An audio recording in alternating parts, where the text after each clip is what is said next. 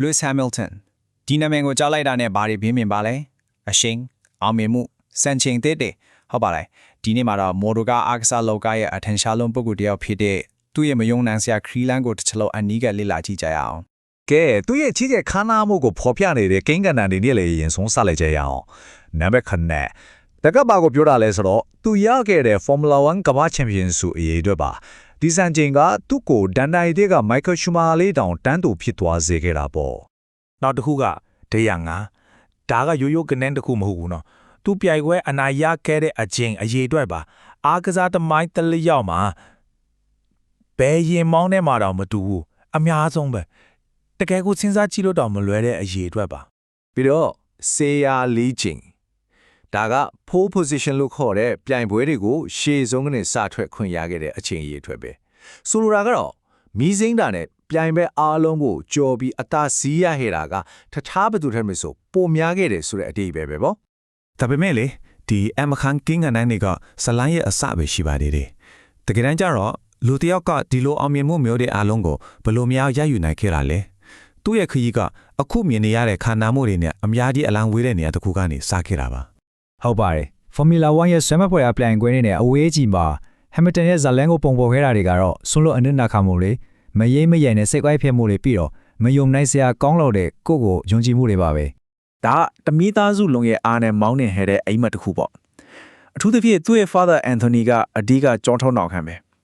IT contractor အလုပ်ကနေပန်းခံစေတဲ့အလုပ်အထိစဉ်းစားတော့ကြည့်အလုပ်လေးခုကိုတပြိုင်နက်တည်းလုပ်ပြီးသားဖြစ်သူရဲ့ karting ကစားသမားဘဝအစပြုနိုင်မှုရန်ပုံငွေရှာပေးခဲ့တာပါခလေးဘဝတွေကကိုသူ့ရဲ့ရီမန်းချက်ကရှင်းရှင်းလင်းလင်းပဲမင်းအောင်ကြည့်လိုက်ပါအသက်10နှစ်ပဲရှိသေးတဲ့ခလေးလေးတယောက်က McLaren တဲ့ရဲ့ထထေးကြီး Ron Dennis စီကိုတန်းနဲ့မမတ်သွားပြီးမင်္ဂလာပါကျွန်တော်က Lewis Hamilton မှာတနေ့ကျရင်ခင်ဗျားတို့ကားတွေကိုကျွန်တော်မောင်းပလန်ချင်ပါတယ်လို့တက်တိရှိပြောခဲ့တာအဲ့တော့က Ron Dennis ရဲ့နာမည်ကြီးရဲ့ပြန်စကားကိုနှစ်နေဖုံးဆက်လိုက်ကွာဆိုတာကနောက်ပိုင်းမှာတကယ်ဖြစ်လာမယ့်နိမိတ်တစ်ခုလိုပါသူ့ကိုတတိထားမိတာကအတင်းသေးသေးတင်မလုံးဘူး F1 ရဲ့ဘီယယ်လို့တောင်တင်စားရမယ် Michael Schumacher ကိုယ်တိုင်ကဆဲကျော်တဲ့တွေ Hamilton နဲ့ karting အတူရှင်ပြိုင်ကပြီးမှသူ့ရဲ့ပါရမီကိုစောစောစီးစီးမြင်ခဲ့တာသူကပြောခဲ့တယ်ဒီကောင်လေး F1 ကိုတိကျပေါရောင်းလာမှာပြိုင်ကမောင်းလာမယ်စိတ်တဲ့အပြည့်ရှိတယ်တဲ့အဲ့ဒီနောက်မှာတော့ Junior အဆင့်တွေကနေသူရဲ့တက်လန်ကတကယ်ကိုကျဲတန်းခွန်လို့ပါပဲ McLaren လူငယ်ရမောင်းအစီအစဉ်ကနေစပြီး Formula Renault Formula 3 GP2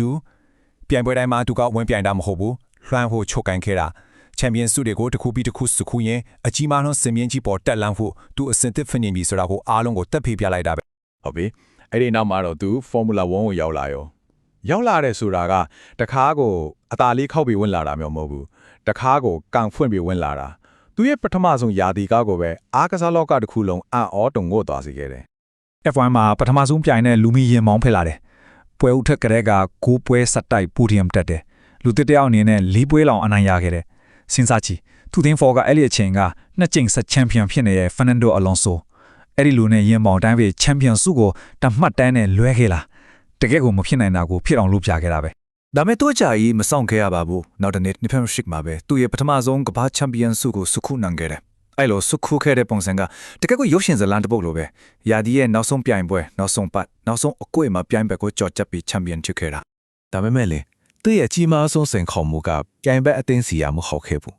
အန်အောစရာကောင်းတာကကိုကားကိုတောင်ရဲ့ကဖက်ချမ်းကန်နေပဲရောက်လာခဲ့တာပါသူ Mercedes အသင်းကိုပြောင်းသွားတဲ့အခါမှာသူ့ရဲ့ငယ်သူငယ်ချင်း karting ပြိုင်ပွဲဟောင်း Nico Rosberg နဲ့ပြန်တွေ့ရောအဲ့ဒီမှာတင် Formula 1တမိုင်းရဲ့အပြင်းထန်ဆုံးအတင်းသွင်းပြန်ဆိုင်မှုကြီးတကူစတင်တော့တာပဲသူတို့နှစ်ယောက်ရဲ့ပြန်ဆိုင်မှုကို Civil War လို့တော့နာမည်ပေးခဲ့ကြတယ်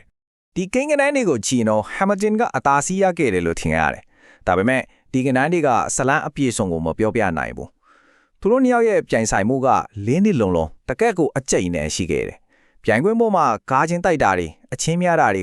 သူတို့ရဲ့ဆက်ကြော်သက်ဘဝကတွေကခင်မွေမှုကိုပါအကြောင်းထင်းစေခဲ့ပြီးနှစ်ယောက်လုံးကိုသူတို့ရဲ့အစွမ်းအစားအဆုံးစွန်ထိတွန်းပို့ခဲ့ပါတယ်2016မှာ Rosberg ကချန်ပီယံထပြီးအားလုံးကိုအားတင်စေပြီးအနားယူသွားတဲ့ခါမှာတော့ Hamilton တဲ့ခစ်စတင်ဖို့အခင်းအကျင်းကအဆင့်တင်ဖြစ်သွားပြီအဲ့နောက်မှာတော့တမိုင်းမှာသူ့နာမည်ကိုရွှေမင်းနဲ့ကံပြီးထိုးမဲ့ဘယ်သူမှမရှိနိုင်တဲ့လွမ်းမှုခက်ကြီးစတင်ခဲ့ပါတယ်သူနဲ့ Mercedes အသင်းကတကယ်ကိုဘယ်သူမှတားဆီးလို့မရတဲ့အင်အားစုကြီးဖြစ်လာခဲ့တယ်ဥမာနဲ့2020ရာသီကိုပဲကြည့်လိုက်သူဝင်ပြိုင်တဲ့16ပွဲမှာ17ပွဲတော့အနိုင်ရခဲ့တာ ကျန်တဲ့ပြိုင်ပွဲတွေကိုအဝေးကြီးမှာဖုံးလုံးလုံးနဲ့ခြံထားခဲ့တာကွာ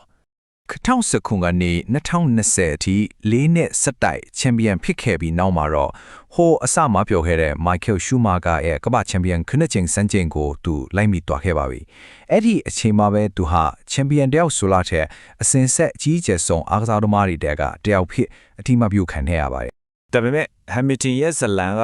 Brian Green ပေါ်မှာပဲမပြီးဆုံးသွားပါဘူးသူ့ရဲ့တရားမှုကစုပလားတွေစံချိန်တွေထက်အများကြီးပိုပါတယ်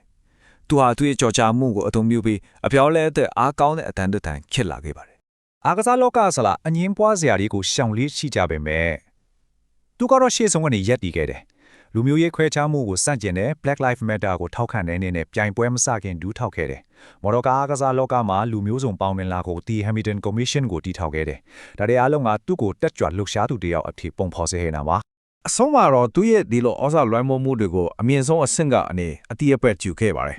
2021ခုနှစ်မှာသူဟာဘယင်မကြီးစီကနေစပွဲချီးမြှင့်ခံခဲ့ရတယ်။ဒါကသူ့ကိုအားကစားသူရဲ့ကောင်းတစ်ကောင်းဖြစ်တာမကတကမ္ဘာလုံးကလေးစားရတဲ့ Britain ရဲ့အထင်ကရပုဂ္ဂိုလ်တူအဖြစ်ခိုင်ခိုင်မာမာရပ်တည်စေခဲ့ပါတယ်။ဒါဆိုရင်သူ့ရဲ့တကယ်အမွေအနှစ်ကဘာဖြစ်မလဲ။စံချင်းတွေအများကြီးချိုးခဲ့တဲ့ရင်မောင်းတွေအောင်လား။ဒါမှမဟုတ်အပြောင်းလဲကိုဖော်ဆောင်ခဲ့တဲ့တက်ကြွလှုပ်ရှားသူတယောက်လား။တကယ်တော့အဖြေကဒီနှစ်ခုကိုခွဲခြားလို့မရဘူးဆိုတာပဲဖြစ်နိုင်ပါတယ်။ဒါဟာ Formula 1ကိုလွှမ်းမိုးခဲ့ရုံတာမကထာဝရပြောင်းလဲမှုဖော်ခဲ့တဲ့အားကစားသမားတယောက်ရဲ့ပြည့်ပြည့်စုံတဲ့ပုံရိပ်တစ်ခုပါပဲ